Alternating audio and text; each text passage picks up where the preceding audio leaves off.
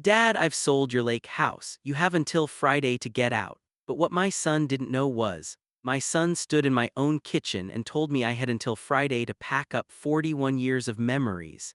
He said it like he was reading off a delivery schedule.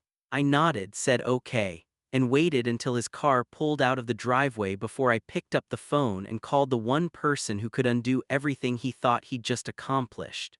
My name is Harold Bishop. I'm 73 years old. This is Monday, June 9th, 4:30 in the afternoon, and I'm going to tell you exactly how my own son tried to sell a house that was never legally his to sell in the first place. Let me back up, because the lake house matters more than most people would guess just from looking at it. My wife Doreen and I bought that property on Kestrel Lake in 1983, back when the land was cheap and the lake wasn't yet lined with vacation homes owned by people from 3 states away. We built most of that house ourselves, weekends and summers, for 6 straight years. Sweat equity, Doreen used to call it, laughing every time a board didn't sit right the first time. Our son Marcus spent every childhood summer on that lake. Learned to fish off that dock. Learn to swim in that water. Doreen passed 11 years ago, and that lake house became the one place I still felt her presence clearly, sitting on the porch some evenings, feeling like she might walk out any minute with 2 glasses of iced tea. Marcus is 44 now, works in commercial real estate in Charlotte, about 2 hours from the lake. Successful by most measures, married to a woman named Bethany, 2 kids I don't see nearly often enough. Over the past several years, our relationship had grown transactional in a way that quietly hurt more than any single argument ever could have. Calls got shorter, visits got rarer. When he did call, conversations increasingly circled back to money, to my long-term plans, to whether I'd considered what happens to the assets once I'm gone. I should have seen this coming, honestly. About 18 months ago, Marcus asked me to sign what he described as some routine paperwork related to my estate planning, something his own financial advisor had recommended to simplify things down the road. I trusted my son. I'd trusted him my whole life. I signed without reading every line as carefully as I should have, something I deeply regret now, though it turned out to matter less than Marcus assumed. Here's the part he got catastrophically wrong. That paperwork he had me sign added his name to the property deed as a co-owner, which was true, and which I'd agreed to, mostly because he'd framed it as protection against complicated probate down the road. What Marcus either didn't know or conveniently ignored was that Doreen and I had established a separate trust years earlier, back in 2009. Specifically protecting the lake house from any single-party sale without full trust approval. That trust, drafted by our longtime attorney, Walter Kensington, required unanimous agreement from all named trustees before any sale, transfer, or listing of the property could legally proceed. Marcus being added to the deed made him a co-owner in name, technically, but it did not make him a trustee, and it certainly did not give him unilateral authority to sell anything. Marcus apparently either forgot this trust existed or assumed, incorrectly, that his name on the deed overrode it entirely. The call came on a Thursday morning, not from Marcus directly, but from a real estate agent named Sherry Danvers, cheerfully informing me she'd be coordinating the closing on our Kestrel Lake property, and asking when would be convenient to schedule a final walkthrough before the new owners took possession. I sat very still on my back porch for a long moment after that call, looking out at water Doreen and I had watched change color with every season for nearly 4 decades, trying to understand how my own son had apparently sold my home out from under me without a single conversation. I called Marcus immediately.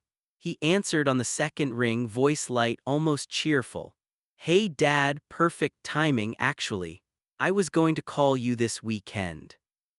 A real estate agent just called me about closing on the lake house. A pause, brief but telling. Right, yeah, so Dad, I've been meaning to talk to you about this properly. I sold it, got a great offer, honestly way above what I expected, and with the market the way it is right now, it just made sense to move on it fast. You sold my house. Our house, Dad, technically, since my name's on the deed too. Look, I know this feels sudden, but honestly, it's time. You're 73, that place is 2 hours from anywhere useful, and the maintenance costs alone are eating into what should eventually be an inheritance for me and the kids anyway. I've already got a plan for you, a really nice senior community closer to Charlotte, so you'd actually be near us for once. I said very little during that call. I let him keep talking, laying out his plan in increasing detail, apparently mistaking my silence for acceptance rather than the controlled disbelief it actually was. He drove up that Monday afternoon, June 9th, 4:30 in the afternoon, to help me start organizing things, as he put it, standing in my own kitchen with a clipboard, actually a clipboard, outlining a moving timeline like he was managing a corporate relocation instead of evicting his own father from a house his mother helped build with her own hands. Dad, I've sold your lake house, he said again, more directly this time, like repetition might finally make me process it the way he wanted. You have until Friday to get out. The new owners want to start renovations right away. Okay, I said. He looked briefly surprised by how calm I sounded, maybe expecting an argument he'd already prepared responses for. He left about 20 minutes later, satisfied, I think, that the hard part was over. I waited until his car cleared the end of the driveway before I picked up the phone and called Walter Kensington, our family attorney, the same man who drafted that trust back in 2009. The man Marcus had apparently forgotten still existed. Harold, Walter said, I actually got a call about this property myself, from a title company running standard closing checks. Something flagged immediately when they cross-referenced county records against the trust documentation on file. I was about to call you, Walter explained patiently, what Marcus's real estate agent had apparently failed to catch during her own due diligence. The trust superseded individual deed ownership for any sale transaction. Marcus's signature alone, regardless of his name being on the deed, could not legally transfer the property without my signature as co-trustee and full trust consent, according to the original 2009 documentation. In plain terms, the sale Marcus believed he'd already completed wasn't legally valid at all. It couldn't close, not without my direct authorization, which I had absolutely no intention of providing. Do you want me to notify the title company formally? Walter asked. I thought about it for exactly 3 seconds. Yes, and send Marcus a copy of the trust documents directly certified mail, so there's no confusion later about whether he received it. The sale collapsed within a week. Sherry Danvers called me directly, professionally apologetic, explaining that her office hadn't been informed about any trust restrictions and that the entire transaction was now void pending clarification. The buyers, understandably frustrated after believing they'd secured a lake property, walked away from the deal entirely rather than wait through what could become a lengthy legal untangling. Marcus called me the following Tuesday, and this time his voice carried none of the light, cheerful confidence from the week before. Dad, what did you do? The sale fell through. Walter sent me some trust document I've never even seen before. Why didn't you tell me about this years ago? I didn't think I needed to, I said. I assumed my own son wouldn't try to sell my home without asking me first, trust or no trust. The silence on his end lasted long enough that I almost hung up, assuming the call had dropped. I just thought, he finally said, voice smaller now, that since my name was on the deed it was already partly mine to handle. I thought I was doing the responsible thing, Dad, getting ahead of things before you got too old to manage it all yourself. You didn't do the responsible thing, Marcus. You did the convenient thing. There's a difference. Responsible would have been a phone call. Responsible would have been asking your father whether he even wanted to sell the house his mother helped build before you signed paperwork with a stranger. He didn't have a good answer for that because there wasn't one. I want to tell you this story ends with a screaming confrontation, dramatic and satisfying in an obvious way, but real reckonings usually look quieter than that. Marcus drove up 2 weeks later alone without a clipboard this time and sat with me on that same back porch where I'd once watched the water change color with every passing season. "I've been thinking about why I did this," he said slowly. "And it wasn't really about the house or the money, not entirely.